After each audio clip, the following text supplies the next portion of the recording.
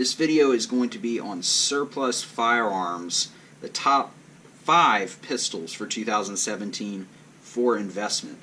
Now, a lot of people get into guns and they'll go out and buy a Glock or a brand new SIG, and when they go to sell it, they realize, hey, I'm losing 50% of my money. It's kind of like buying a brand new car. The minute you drive it off the lot, it's devalued by about 10, 15 or more percent. With surplus, it's really not like that.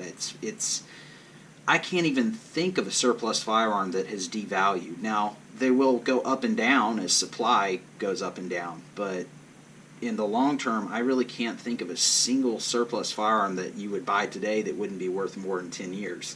Or if a gun I bought in 2010 isn't worth more now than it was then, considering you pay a good price. If you go out there and you buy a 9130 for $500 and it's just a 43 Ashevsk, then you're kind of shooting yourself in the foot. But the best firearm I could start this out with, just to show what I'm talking about, would be the Nagant revolver, or Nagant, however you want to pronounce it. It's something I always get, just to go off on a small rant, is I see people all the time, someone says Moss and Nagant, and there's that one person just so eager to show off their knowledge. You're not saying it right! Well, most of us say Mexico. We don't say Mexico. We say Germany. We don't say Deutschland. We don't say Russia. We say Russia. So if someone wants to say Moss and Nagant, let them say it. I'm going to call this a Nagant revolver. You can call it a Nagant, however you want to say it. This is a 1944, made at Ashevsk. This one has a beautiful plum color cylinder there, and that's just from where it was refinished.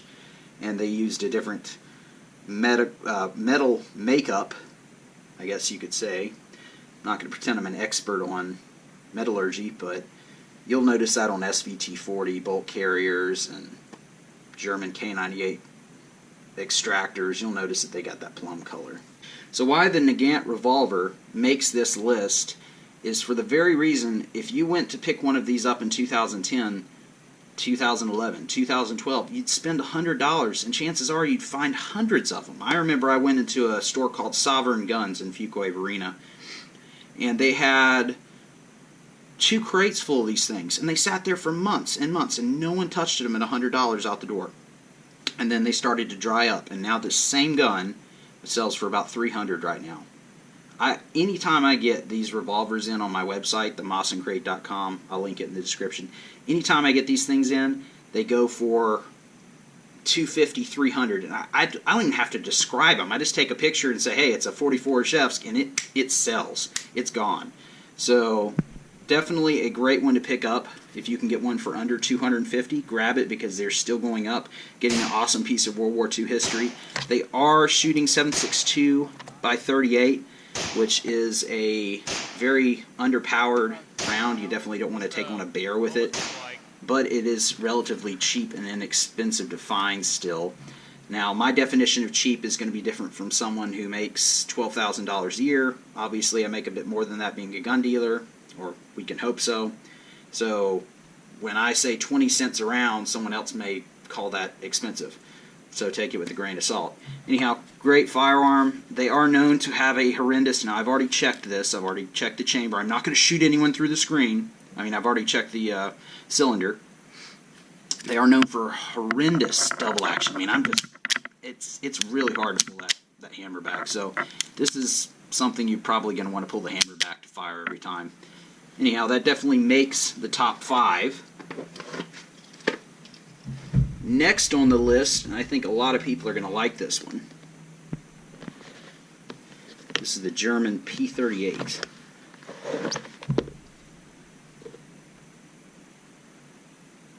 This is actually a Walther P38 made in 1943. These are pretty cool because you could get a Russian capture, which are usually mix masters. The parts won't always match. You can usually get one of those for about $600, and you can still get one for about $600. As far as full matching supposed bringbacks, I don't have the paperwork, so you never really know. It could be an import, just minus the import marking. But all original, all matching P38s without import mark like this generally bring about 1,000 or more, especially if it comes with the holster and a spare magazine, like this one did. That one even had the veteran or maybe even the German put his name in there. I haven't been able to figure out if that's a service number or what it is. But I bought this one for $600 a few years back, and I could sell it any day of the week right now for about $1,100. So another great investment. It does shoot 9mm, so it's a common round, very cheap, again, to my standards. So wonderful pistols. Something you should definitely look into getting. Just so you can see there's nothing in the chamber there.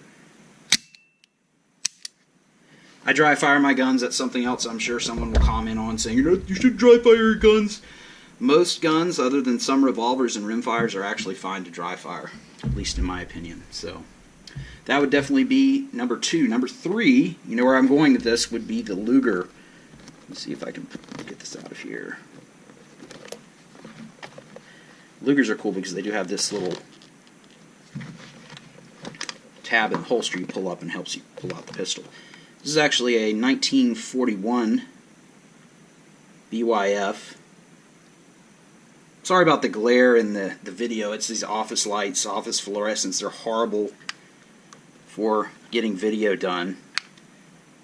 This one's also all matching. This is what would be referred to as a Black Widow Luger, which is complete bullcrap. The Germans never called it that. That was a term coined by either an importer or a gun dealer a long time ago to increase sales, and let me tell you, it did increase sales. Absolutely love this pistol. I paid $1,000 for this, and I've already had offers of $1,800, $2,000. If you can grab one of these, grab one. It doesn't matter if it's matching or not. Lugers just constantly keep going up in value, so something definitely look at. Also shoots 9mm. This is just a great gun to have because it's so cool just to see how everything operates on these guns. Pull this back here. And I don't have anything in the chamber or the magazine.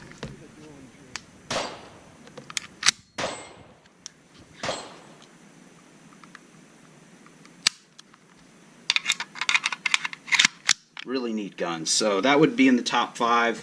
Look at spending for a Mixmaster, and when I say Mixmaster I mean one that's not all matching. Look at spending sub $900, usually sub $1,000, somewhere between $750 and $1,000. But those are really neat pieces of history to have. And while we're on the World War II kick, let's go to number 3. This is the Colt 1911. This one's 1918 made. Now, I've never been a really big 1911 person, so I don't really know a whole lot about them. What I do know as a gun dealer is that these things are worth a lot of money. If you can find one for under $1,000 that's a World War II, Korea, World War I dated, and it's U.S. property marked, grab it. Because in any condition. This one was in really crappy condition when I got it. Someone had chrome plated it. I have videos on the page, my $260 Colt 1911. Yes, that's what I paid for this one. I refinished it. I didn't like what happened with the Durapark, but at least the rust and the chrome plating and all that's gone, so it's in a better place now than it was when I got it. These guns have been going up in value, up and up and up like crazy, which is why I was really hopeful when I heard about the surplus 1911s going to the CMP. I was really hopeful that was going to happen. I have no idea what's going on with that. I think the Obama administration nixed that for now, but who knows about the future. Trump may be different. He seems to be very pro-gun, which is great. Anyhow, grab one of these if you can. They just keep going up in value. Shoots 45. And I'll put up some footage of it, this one being fired. Great handgun. They just keep going up in value. There's nowhere for them to go but up as popularity rises.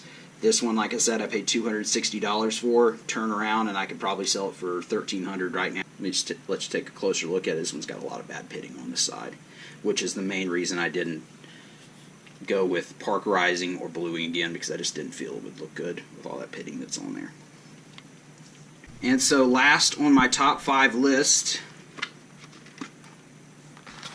would definitely be the Makarov. It's a Russian Makarov. Right now the prices on them are pretty low. It's a weak market.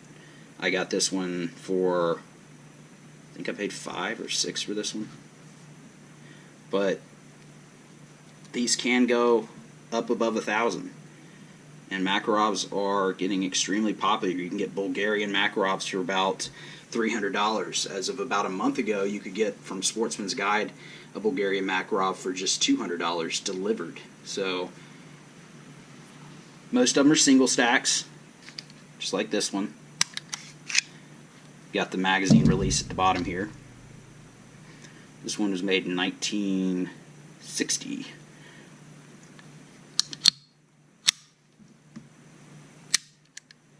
Most of them have really nice triggers, both double and single action. So get yourself a really cool Cold War era piece of history that's still being used today. You can get the Russians for about sub 700 right now, depending on what you get. You can get the Bulgarians for sub 350. East Germans and Chinese, I'm not going to pretend I really know what they're going for because I haven't bought one in a long time. But these are guaranteed to go up in value, so definitely would make my top 5 list. Now these are 9mm Makarov, so it's going to be a little bit harder to find than your standard 9mm. And just to show you what 9mm Makarov looks like, it looks a lot like a 9mm. It looks like a runt 9mm. It's a lot more short and stubby. So this is definitely something you can get. The accessories like the holsters and cleaning rod and magazines and everything like that are really affordable right now. So this is something you can get now for under $400 all in. And in another 10 years, you're probably going to double, triple, quadruple your money. I don't keep anything I don't think is not going to increase in money, and surplus firearms always increase. So these would be my top 5 pistols for investment purposes. And just some honorable mentions. This is a CZ75 surplus pistol made in Czechoslovakia. This one's actually a customer's gun. They have yet to pay for it, but this is so it has a tag on there. Extremely good quality. Value on these has gone crazy, and I did chamber check this one. None of these are loaded. Fantastic trigger. I mean, just an amazing trigger. These are pretty good. You can get these. I had these on my site for sub $400. You can get some that are in this shape or even nicer for about sub 600. Great guns. I've noticed one thing everyone has told me when they purchase one of these from me is that I can't find them anywhere. Unless I'm willing to pay $800, I can't find these anywhere. What happens when the supply dries up? The value goes up as well. CZ82 would be another pick. If this were going to top 10, this would definitely make it.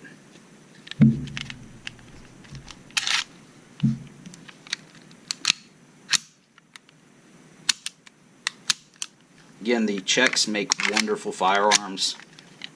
This also shoots 9mm Makarov. Definitely worth getting. This one was made in 1988. Pretty nice shape for 1988. I bet it's been refurbished. And then, of course, anytime you find anything weird, like, say, a cutaway pistol like this, just any oddball things like that, double dates, anything that you see is odd surplus related will always bring a premium. That was done by the original country. If it's something that Bubba did in his trailer park, not so much. Thanks for watching, guys. I hope it was entertaining and informative. I'll try to get some more top 10 videos up here soon. Please click the subscribe button. The more subscriptions and views I get, the more ad revenue I make, the more I can put into the channel, so it's always highly appreciated.